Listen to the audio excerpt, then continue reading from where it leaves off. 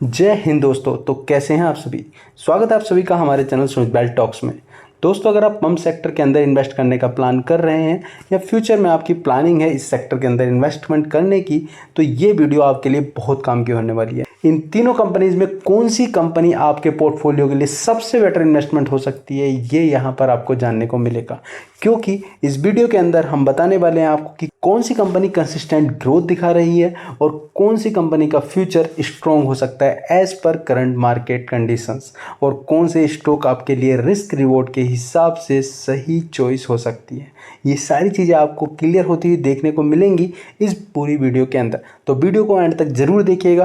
तो सबसे पहले जानते हैं कि पहली बात तो यही है कि पंप सेक्टर के अंदर भाई इन्वेस्ट करना ही क्यों है।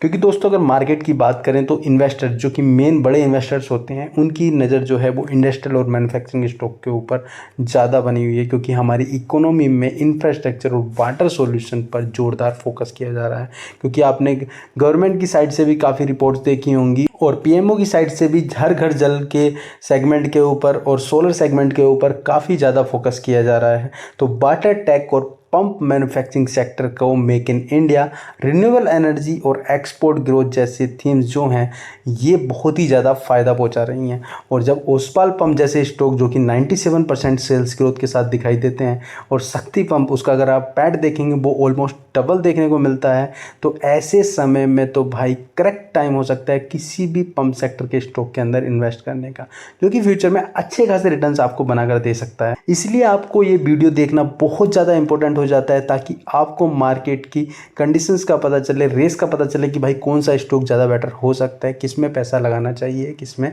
नहीं लगाना चाहिए या अवॉइड करना चाहिए। तो सबसे पहले जानेंगे हम कंपनी के बारे में कि कंपनी बेसिकली क्या करती है। तो कंपनी के इंट्रो को देखेंगे, लेकिन अगर आप दोस्तों हमारे चैनल पर नए आए तो प्लीज़ चैनल को सब्सक्राइब करना ना भूलें। हम ऐसी इंफॉर्मेटिव वीडियो कंटिन्यू चैनल पर अपलोड करते हैं। तो सबसे पहले देखते हैं ओसवाल पंप लिमिटेड के बारे में। ये नई कंपनी है, रिसेंटली लिस्ट हुई है। ये कंपनी सोलर और grid connected submersible pumps, monoblock pumps, electric motor और सोलर मॉड्यूल बनाती है, और सब कुछ ओसवाल ब्रांड के नेम के अंडर में ही होता है। सारा बिजनेस इनका ओसवाल नाम पर ही चलता है। दूसरा, अगर आप शक्ति पंप को देखें तो ये कंपनी वाइड रेंज के पंप और मोटर बनाती है, चाहे इरिगेशन हो, हॉर्टिकल्चर हो या फिर इंडस्ट्रियल यूज़ के लिए हो। शक्ति का नाम सिर्फ इंडिया में नहीं है, इंटरनेशनल मार्केट के अंदर भी इसके प्रोडक्ट की डिमांड अच्छी खासी है।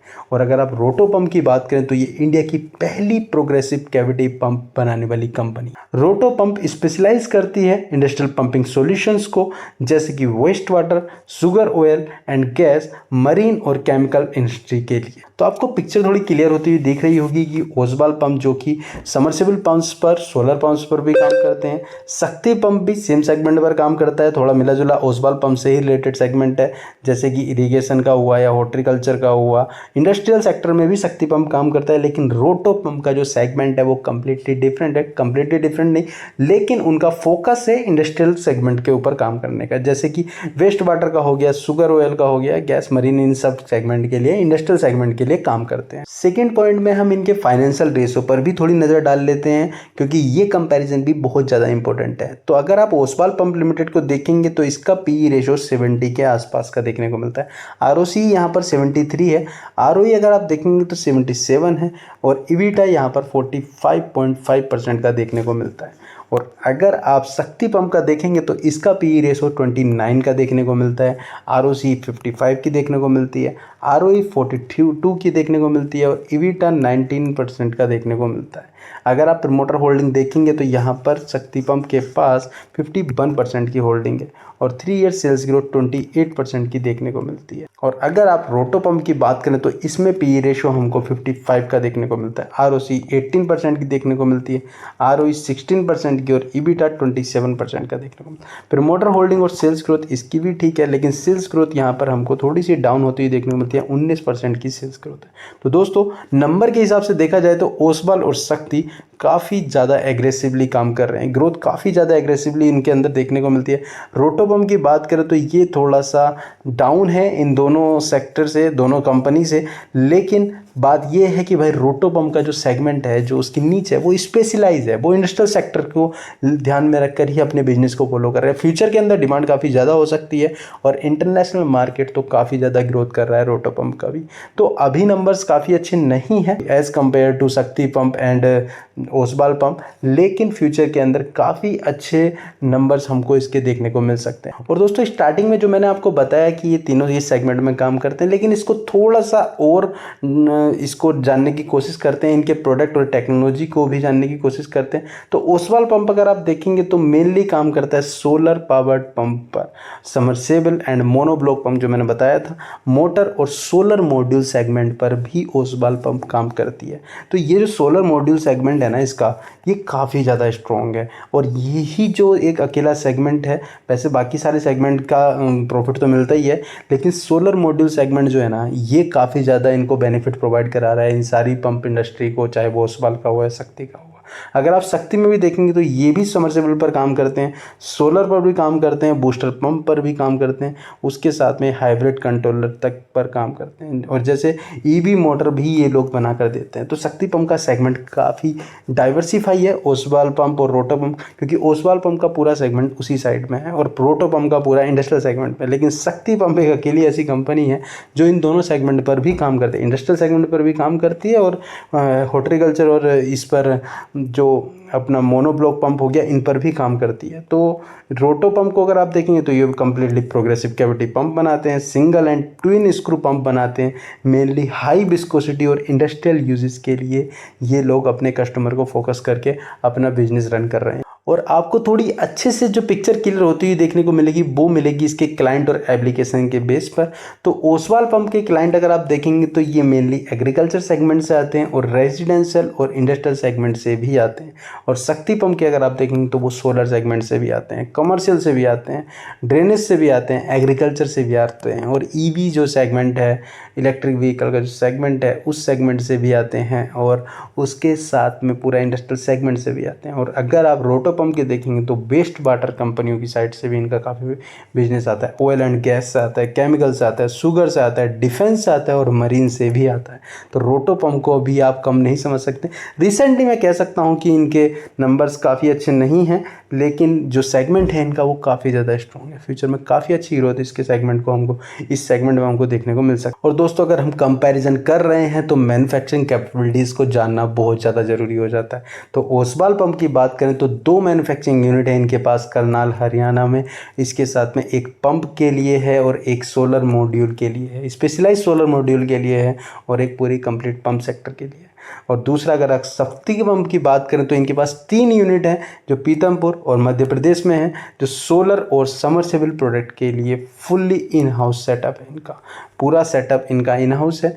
काफ़ी बड़ी यूनिट्स हैं, 3 यूनिट्स हैं जो कि मध्य प्रदेश के अंदर लोकेटेड है। अगर आप रोटो पंप की बात करें तो इनके पास 3 प्लांट हैं इंडिया के अंदर और 4 इंडियन ऑफिसेज हैं और 2 ग्लोबल ऑफिसेज भी हैं। तो ग्लोबल फुटप्रिंट कंपनी के कंटिन्यूसली इंक्रीज हो रहे हैं। मैं इस बात को पहले भी बोला था कि रोटो पंप का जो इंडस्ट्रियल सेगमेंट को लेके है वो इंटरनेशनल मार्केट भी काफ़ी अच्छा फ्यूचर में ग्रोथ कर सकता है। और अब नज़र डालते हैं इसके फाइनेंशियल परफॉर्मेंस के ऊपर। तो ओसवाल पंप की बात करें तो FY24 के रिजल्ट्स हमारे पास ओसवाल पंप के हैं। तो सेल्स दिखती है हमको 759 करोड़ की, जिसमें 97% की ग्रोथ है। ऑपरेटिंग प्रॉफिट अगर आप देखेंगे तो 153 करोड़ का है, जिसमें 164% की ग्रोथ है। पैट यहाँ पर हमको 98 करोड़ का देखने को मिलता है। FY23 में 34 करोड़ का पैट था, तो ये भी अपने आप में 2.5x होता हुआ दिख रहा है। तो ओसवाल पंप के नंबर्स काफ़ी ज़्यादा एक्सीलेंट है, इसमें कोई भी डाउट नहीं है। और अगर बात करें हम शक्ति पंप की तो Q4 FY25 के नंबर हमको देखने को मिलते हैं, जिसमें सेल्स हमको देखने को मिलती है 2516 करोड़ की, जिसमें 84% की ग्रोथ है। ऑपरेटिंग प्रॉफिट अगर आप देखेंगे तो 603 करोड़ का देखने को मिलता है, जिसमें 168% की ग्रोथ है। और अगर आप पैट देखेंगे तो ये 408 करोड़ का देखने को मिलता है, जो कि लास्ट क्वार्टर में था 142 करोड़ का। तो भाई ये भी 3x होता हुआ हमको देखने को मिल रहा है। तो नंबर शक्ति पंप के भी काफ़ी ज़्यादा एक्सीलेंट हैं। कोई डाउट नहीं है शक्ति पंप्स के नंबर में, क्योंकि ग्रोथ ऑलमोस्ट 2x होते हुए हमको दिख रही है। अगर हम रोटो पंप की बात करें तो इसके नंबर इतने ज़्यादा अच्छे नहीं है as compare to Oswal and Shakti pump. Sales 298 crore की देखने को मिली है, 8.5% की ग्रोथ है। ऑपरेटिंग प्रॉफिट 63 करोड़ का देखने को मिला है, जिसमें 4.5% की ग्रोथ है। और पैट हमको थोड़ा कम होता हुआ देखने को मिल रहा है, जो कि 34 था, 34 है, पिछली बार 39 था। तो यहाँ पर हमको पैट डाउन होता हुआ दिख रहा है। तो रोटो पंप के नंबर एज पर करंट सिचुएशन काफ़ी अच्छे नहीं हैं। तो दोस्तों कंक्लूजन क्या है, ये सब तो कंपैरिजन था जो हमने इन तीनों कंपनीज़ का किया, इन तीनों कंपनीज़ के प्रोडक्ट के बारे में देखा, कंपनीज़ करती क्या है वो देखा, नंबर्स क्या है वो देखा, कस्टमर्स कौन कौन है वो भी देखा। तो फाइनली कंक्लूजन क्या आता है भाई, वो ही मेन है कि इसका निचोड़ क्या आता है पूरी वीडियो का। तो ओसवाल पंप अगर आप देखेंगे तो वैसे तो ये आपको खुद को भी क्लियर हो रहा होगा कि ओसवाल पंप जो है वो एक स्ट्रॉन्ग प्रॉफिटेबिलिटी की ओर चल रही है और हाई रिटर्न्स बना कर दे रही है, लेकिन वैल्यूएशन थोड़ी एक्सपेंसिव हमको देखने को मिल रही है। अगर आप शक्ति पंप की बात करें तो बैलेंस ग्रोथ है भाई, स्ट्रॉन्ग ग्रोथ है, स्ट्रॉन्ग मार्जिन के साथ कंपनी काम कर रही है और ग्लोबल प्रेजेंस भी कंटिन्यूसली इंक्रीज कर रही है। बिजनेस काफ़ी ज़्यादा डाइवर्सिफाई है, ईवी मोटर्स और सोलर सेगमेंट में भी काम कर रही है। क्योंकि शक्ति पंप सेंटर में देखो आप, अगर आप ओसवाल पंप की साइड जाओ तो वहाँ भी बिजनेस कर रही है, रोटो पंप की साइड आओ तो वहाँ भी बिजनेस कर रही है। पर्टिकुलर रोटो पंप का तो सेगमेंट काफ़ी ज़्यादा डिफरेंट है, जो कि कंप्लीटली इंडस्ट्रियल सेगमेंट को लेकर चल रहा है। तो शक्ति पंप काफ़ी ज़्यादा डाइवर्सिफाई है, बैलेंस इसकी बैलेंस है, पूरी ग्रोथ कंटिन्यूसली ग्रोथ कर रही है और काफ़ी अच्छी ग्रोथ देखने को मिल रही है। रोटो पंप की बात करें तो वो एक नीच इंडस्ट्रियल प्लेयर है, मतलब इंडस्ट्रियल सेगमेंट को ध्यान में रखकर ही पूरा बिजनेस कर रहे हैं। रिस्क भी है, लेकिन लॉन्ग टर्म में स्ट्रेटेजिकली सेक्टर जो है वो ग्रोथ कर सकता है, तो उसका बेनिफिट रोटो पंप को फ्यूचर में मिल सकता है। अगर आपको एग्रेसिव ग्रोथ चाहिए तो आप भाई ओसवाल पंप और शक्ति पंप आपके लिए बेटर हो सकता है। लेकिन अगर आप एक यूनिक इंडस्ट्रियल प्लेयर चाहते हो जो कि फ्यूचर के अंदर ग्रोथ कर सके, उम्मीद है, देखो वो अभी ऐसा कुछ फिक्स नहीं है अभी, लेकिन फ्यूचर में ग्रोथ इसके अंदर देखने को मिल सकती है, तो रोटो पंप भी एक इंटरेस्टिंग सेगमेंट हो सकता है, इंटरेस्टिंग स्टॉक हो सकता है। यहाँ पर मेरी कोई बाई और सेल रिकमेंडेशन नहीं है, ये वीडियो कम्प्लीटली एजुकेशनल पर्पज से बनाई गई है। तो स्टॉक को अपना कंप्लीट एनालिसिस करने के बाद ही बाई या सेल करें। तो आपका फेवरेट कौन सा है इन तीनों स्टॉक्स में से, या फिर आपके पोर्टफोलियो में कौन सा स्टॉक किस प्राइस पर ट्रेड कर रहा है या आपने लिया हुआ है, उसको भी कमेंट सेक्शन में जरूर बताइएगा। और अगर आपको वीडियो पसंद आई है तो लाइक करना बिल्कुल ना भूलें और चैनल को सब्सक्राइब जरूर करें for more stock market analysis videos.